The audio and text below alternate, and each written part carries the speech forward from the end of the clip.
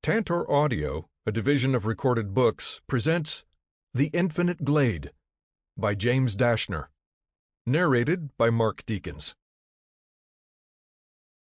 Prologue. Voice of the Sea.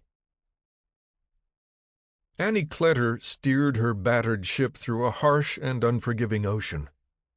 An ocean that seemed endless and angry, the devilish sun constantly glinting off its peaks and troughs and slopes, each and every one a piercing of her sight. Of all things, an octopus clung to the hull of the maze cutter as waves pummeled the starboard side. Kletter had sympathy for the creature. She, too, had tried to escape her home. This trip was her last chance. Find the immunes. Find the missing pieces. Finally free every last person from the depths of the flare, that century-old virus that had wreaked havoc across the decades. Madness and death. Death, death, death. So much death. And the virus was changing. Always changing. "You've got to steer into the waves!" Kletter's first mate, Juan, shouted only inches away from her face. Sea spray mixed with his words. "Azalho!" the rest of the crew cried. Kletter gripped the captain's wheel harder. She didn't need their constant opinions and shouts. A dark storm hovered to the west, approaching quickly, the force of its winds already a great disturbance upon the vast water. Storms in the open ocean were unforgiving, but not as unforgiving as the villagers. They were watching her every move, every failure. She only needed them along for the ride to help convince the immunes of the importance of their mission. The villagers' desperation for a cure might be the tipping point to ensure the elders of the island to give consent to send their most prized possessions back with her to the villa. Tell them of the village where no babies have been born for decades, and they'll send you their own children happily.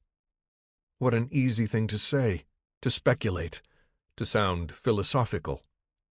But the truth burned Kletter from the inside out. The truth of everything ate away at her, as unforgiving as this bastard of a sea. Another squall of waves crashed upon the maze cutter. The village crew had trouble staying on their feet. Kletter's legs were tired, so tired, beyond fatigued from the constantly rocking ship, her arms exhausted from steering into the calm spots of the ocean while increasing speed of the throttle. The storm was picking up its pace and ferocity. Soon the sun would be swallowed by clouds.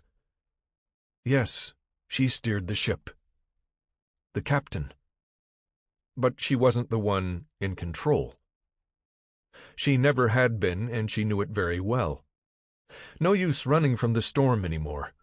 Kletter finally hit the waves head-on and went toward the darkness, into the beast. Things got worse. Gales and roar and spray, constant braying from her companions, and then things got better. The storm wasn't nearly as bad as she'd thought. The winds calmed and the maze cutter eased back into the natural, soothing up-and-down rhythms of the ocean instead of being swept away. Kletter's knees steadied under her with more strength as she put the boat in idle, gathering herself. But as soon as the rocking of the boat stilled, the crew grew even more irritated. They'd been low on food for days. Kletter walked over to calm them down. "Tranquilos."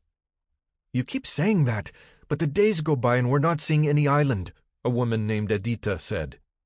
Kletter had spent years traveling back and forth from the villa studying Edita and her daughter Ximena. They were a complete anomaly. Another crewwoman stepped forward holding her belly as if she were pregnant, but no one from their village would ever be pregnant again. "What about us? You've given us hardly any rice these past 2 days. Tenemos hambre. La comida," Kletter said, and pointed to the octopus. "We'll be there soon." "She's lying," Edita challenged Kletter in a way that only someone whose DNA challenged genetic codes could. Kletter preferred Edita behind a glass pod with her voice muted. Kletter's joints were weak, her ankles in pain from standing at the captain's wheel for so long, but she stepped forward with confidence. The worst of the darkest clouds were moving on, a sign perhaps. You'll survive. It wasn't a question or an option. They had to make it to the immunes. She's lying, Adita shouted back to the others. This isn't surviving. You'll be fine, Cletter raised her voice, walking over to Adita. We'll get to the immunes. With one swift motion, Cletter lifted her knife, reached over the railing of the boat, and stabbed the poor little octopus clinging to the hull. It wiggled and writhed. Cletter stabbed it again and again, until its tentacles loosened and went limp. There. Dinner. Cletter flung the sea creature at Adita's feet. I couldn't see it until today. Adita lacked any emotion as she spoke to the others. I have no visions past this boat. The woman lowered her voice but kept speaking. Cletter's shoulders tensed. She absolutely hated it when the villagers claimed these visions. In the decade or so Annie Cletter had been visiting the villagers, studying them, testing them, none ever knew the real reasons behind it all, or why she wanted to help them in the first place. If Adita had any sort of ability, she would have envisioned that, surely. Visions. Nonsense. You're all going to be fine. You'll see. Visions were a part of the villagers' faith, but only until that faith turned to fear. Cletter motioned to Juan. Let's divvy up some more rice to go with the octopus, eh? Juan nodded and let go of the captain's wheel. How much? He asked. There isn't. He didn't have to finish the thought. Cletter knew the state of rations. But when Juan stepped away from the captain's wheel, she saw it. The truth of why they were lost at sea.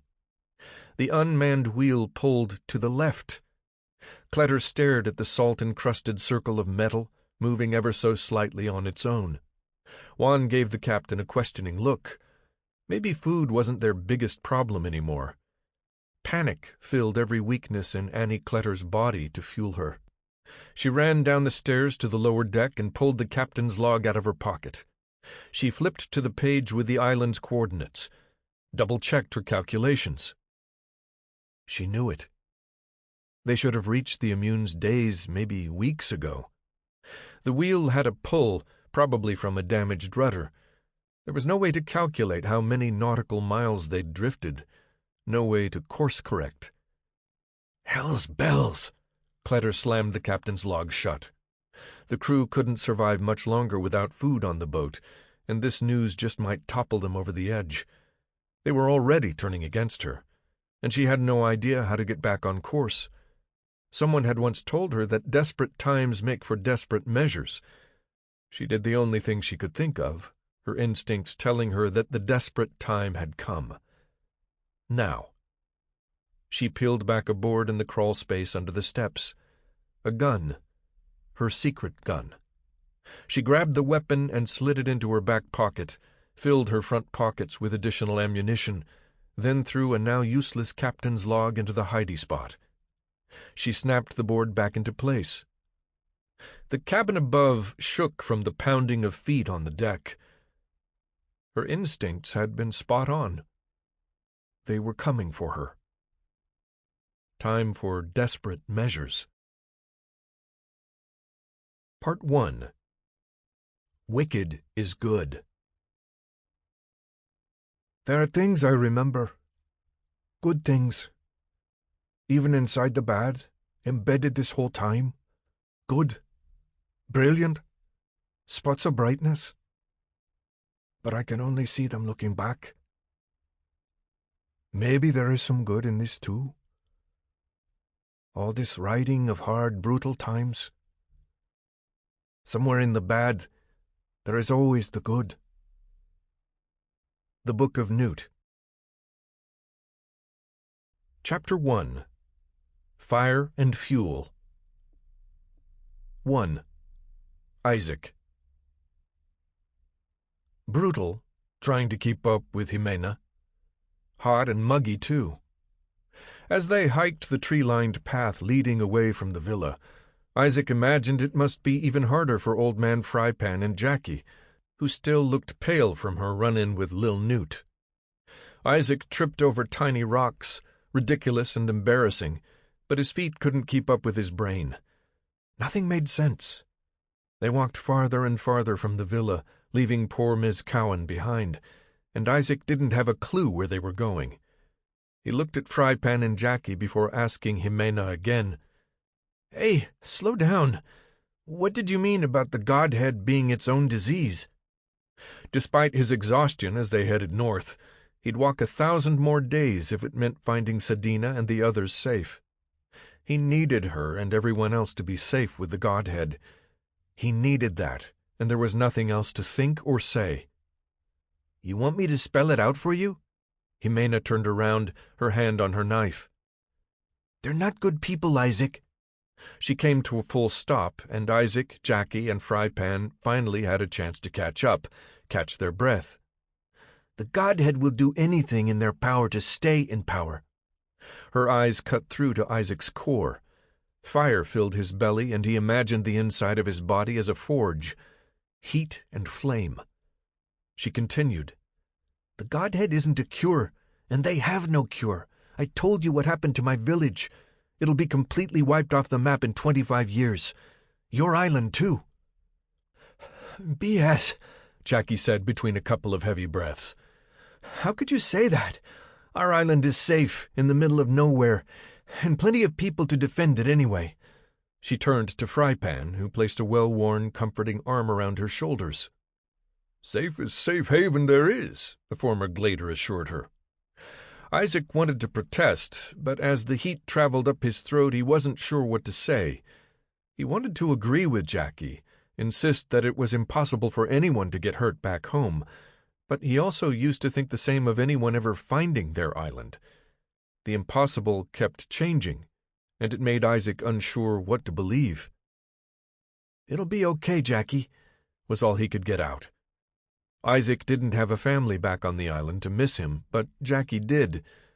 Who knew how many days it had been since the group of islanders left in the middle of the night with Kletter, and how much Jackie's poor family and the others' parents were freaking out.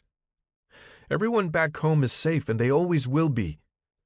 The emptiness of the words almost sucked the oxygen from the air around them.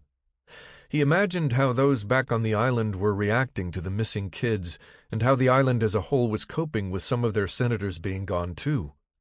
He wanted to make them all proud by helping the Godhead find a cure and put some good out into the world. He hated to think about Ximena being right. There not being a cure. The Godhead being bad people. Jackie shook her head. Trish's parents were probably keeping the council and Senate busy with demands to find their daughter. Dominic's parents were probably sending feathers into the ocean like toy boats to ask the waves for good luck in bringing him home. And the others probably just rereading the good Book of Newt, hoping things would end much better for their lost children than it did for the famous Glader of the old days. Old man Frypan nodded as if he knew what Isaac was thinking. Jackie rubbed sweat from her forehead.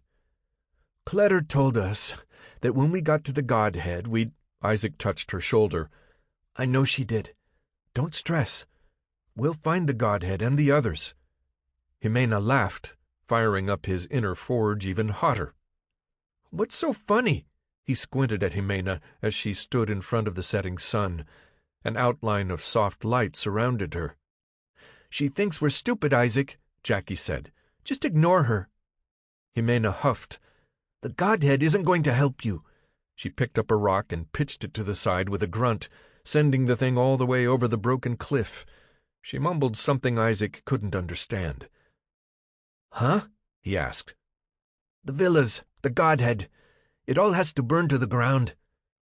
She could have been talking about a bonfire on the beach. She said it so nonchalantly. "All right." Old man Frypan sat on a tree stump along the trail they'd been walking. "We are far enough from the villa, and this looks like a good place to camp for the night." He drew a circle in the dirt just in front of him with his walking stick. "Jackie?" She didn't waste time before gathering kindling for a fire, probably glad for a distraction. "I'll find some beach greens and berries."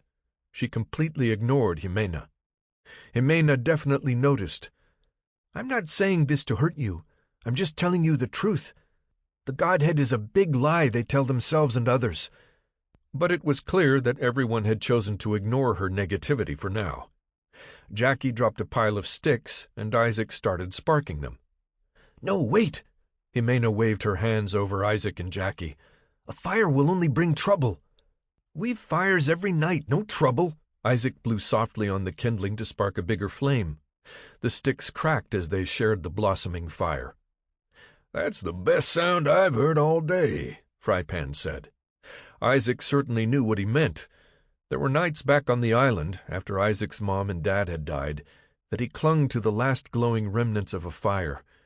He'd stay awake at night, unable to sleep, and watch the small flickers of light fade until the darkest of nights were over. The forge had been Isaac's saving grace, a force to ignite the light back into things by burning them completely. Fire was Isaac's friend, a way to burn up what wasn't needed and make things feel new again. Jackie fed the small flames with dry brush. Then Ximena kicked dirt on top of it all, putting it out. "Hey!" Jackie stood up. "No, I'm not risking anyone from the village finding us." Ximena rested her hand on the knife against her hip, looking crazier than a half-crank. "I'll never go back with Carlos or the others. Worst of all, Professor Morgan." She paced a few steps from the trail toward the edge of the cliff. "It's fine. Everything's going to be fine," Isaac whispered to anyone who cared to hear, trying to make his voice sound as calm as possible. Whatever Ximena had been through at the villa before, it was bad. Very bad. They wouldn't let anyone take her back. "We're far enough from the villa that no one will find us. We're safe here. They're too busy worrying about all those machines you destroyed anyway." He tried to especially lighten that last part. Old man Frypan, unfazed, extended his walking stick to draw another circle, outlined for a new fire spot. "No sense in being paranoid.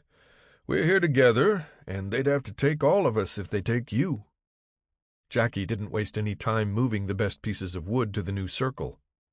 "You don't understand." Ximena looked so frustrated she could bust open. "You may not think they'll come after you, and they probably won't, but they'll be looking for me." Her frustration turned into defeat, shoulders slumping. "Because of how they studied you?" Isaac asked, trying hard to understand the extent of her fear. "No." She slowly took off her pack and unzipped the front pocket. "Because of what I took before I left." "What?" Jackie looked up from the sticks in her hands. There remained just enough sunlight for Isaac to see the small object Ximena pulled from her bag. A glass vial filled with a dark liquid, something handwritten on its label. But she didn't let them stare too long before she shoved it back in her pack. "What's that?" Jackie asked. Isaac felt a pang in his gut. "You stole something?" Frypan just shook his head at the nonsense and tapped his walking stick against his shoe. "You think I'd be able to get into the master villa without leverage or something to offer them?" Ximena zipped up her bag with a ferocious swipe. "It's the cure." Silence. A very, very long silence. "I thought you said there was no cure," Isaac asked. Another moment of quiet except for the buzzing insects. Jackie reached for some question to make it all make sense.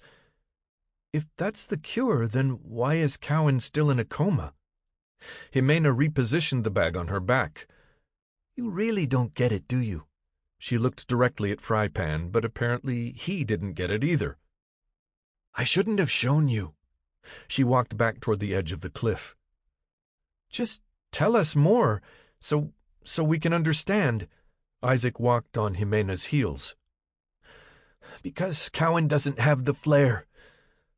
What about that don't you all understand? She's having some kind of genetic reaction to something they haven't seen before, probably from all the inbreeding on your island." Jackie fumed at that nonsense. "We're not inbred." She dropped her sticks and charged at Ximena before Isaac could get between them. Ximena slipped the bag off her shoulder and shoved it into Isaac's chest. "Jackie, stop!" Isaac shouted. She pushed Ximena, and Ximena pushed back even harder. Isaac looked down at the pocket that supposedly held the cure as the women continued to tussle. Ximena spat her next words. "How are you so stupid to not realize that a fire makes smoke? Signals for any doctor, crank, or degenerate to find where we are, huh?" This didn't make Jackie feel better. They went at it, another round of pushing and shoving. "Hey, stop!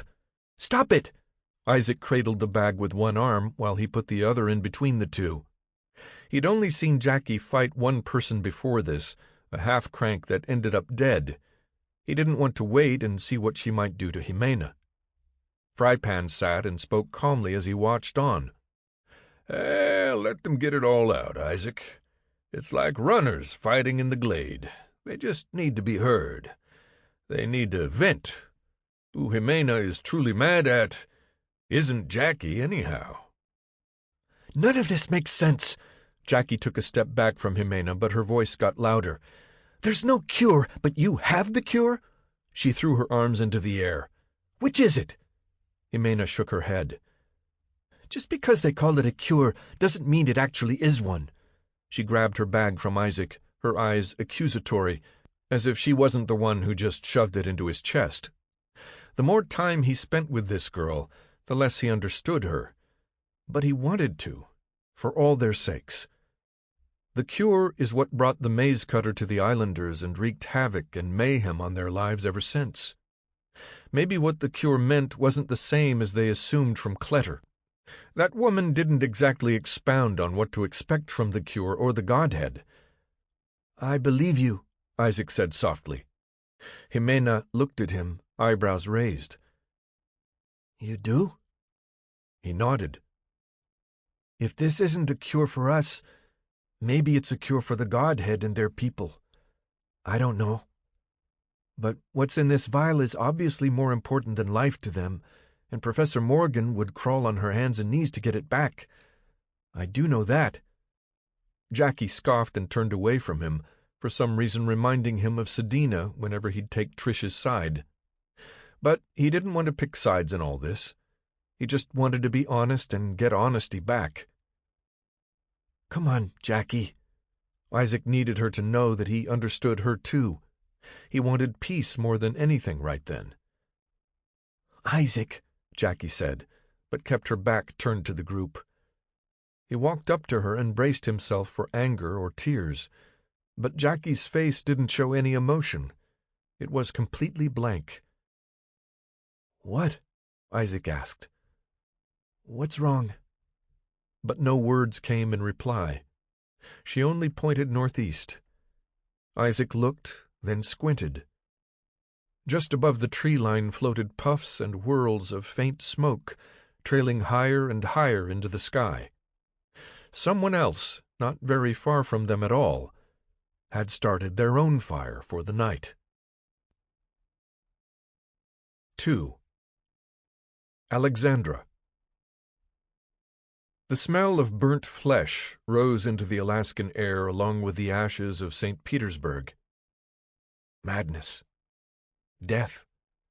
Ashes. One of the only smells that had seared itself into Goddess Alexandra Romanov's permanent memory was the burning of bodies from all those years ago in Crank Palace. A smell she could conjure at any moment in time, although she never wanted to, of course. She tried to focus on the sacred digits, but charred death made it difficult. Death and rebirth. Birth and death. The cycle continued. But now the goddess had something the evolution could have only ever dreamed of. "Dearest Sadina, grandniece of Newt." "I'm sorry about your city, goddess," dear Sadina said. So sweet, so innocent, so simple, so easily converted. "Oh, the city will be rebuilt." Alexandra looked over her shoulder at the charnel as they walked south with the rest of the group. "You will help with that." She lifted Sadina's small hand into her own and patted the top of it 3 times. The girl named Trish spoke, Sadina's girlfriend. "We came to help, but I don't know if we can rebuild a whole city. There's a special group on our island who do the building, and let's just say we didn't qualify." I meant metaphorically." The goddess paused, trying to think of how she could possibly explain everything that needed to be explained. "You'll help more than you know." She faked a smile at Trish. The world would soon return to its rightful evolution. Sometimes moving forward meant needing to first take a few steps back. That was all the war was, a death before a fiery rebirth of sacred evolution more powerful and advanced than even the Godhead knew it could be. Red flashed in Alexandra's vision, so bright that she stumbled and winced.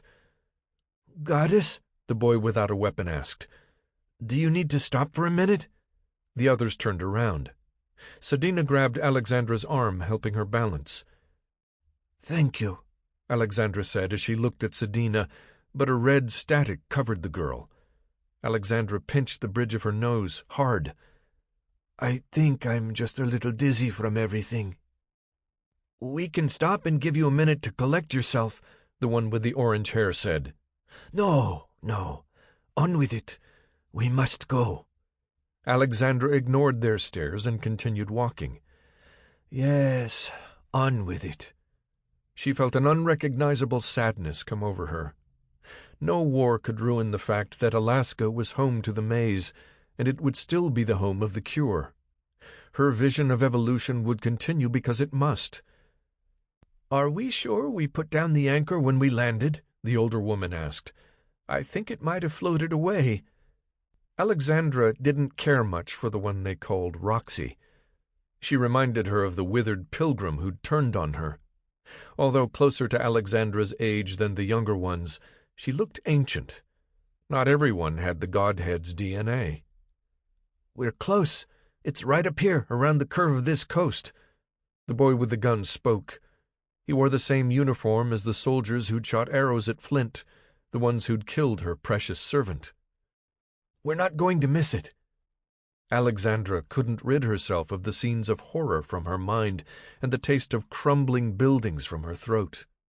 She coughed, just thinking about the city of gods turning to dust. "Good. We need to get out of here." And just as the smell of burnt flesh reminded her of the flare pits, a squealing noise began to seep into the smoke-filled air and reminded her of the screams in Crank Palace. The screams of those past the gone. "What is that, a war coyote?" the smaller girl asked. "Sounds more like a pig," Trish added. The islanders knew nothing of the Alaskan shore or the animals and the death it carried before the war, but as soon as the child said the word pig, Alexandra knew exactly where the noise came from. Was it unlikely? Yes. Impossible? No. She had unfinished business to attend to. "Go on ahead. I have to take care of something." Alexandra excused herself, began to turn away, but the group stopped walking and looked at her as if they were capable of doing nothing without her expert guidance and directives. "Go ahead. I need a moment." She waved them off. Very used to dismissing her evolutionary guard, she was also used to them listening to her. "Go on ahead," she said again, more forcefully. They just stood there, looking at each other. "But you just had a dizzy spell," Sadina said. "I'll go with you." "No," the soldier snapped. "You stay here, Sadina. I'll go with her." He stepped forward. The goddess took a deep breath and tried to relax all the muscles in her face. Time for a little lie. "If you must know, I need to relieve myself." "Then I'll go with you," the soldier with the orange hair said. "I'll just be absolutely not." Alexandra used all the power of her training in her voice. She'd sooner trust the old hag they called Roxy than depend on either of the two soldiers with the same clothing as those who killed her guards. Flint may have been a useless tool, but he was her useless tool. Clearing her throat, she said, "Like you mentioned, I'll see it along the coast. Can't miss it." She forced a smile. "Please, I just need a private moment to myself, and who knows, maybe I'll get lucky and witness a hollowing from the sounds of it."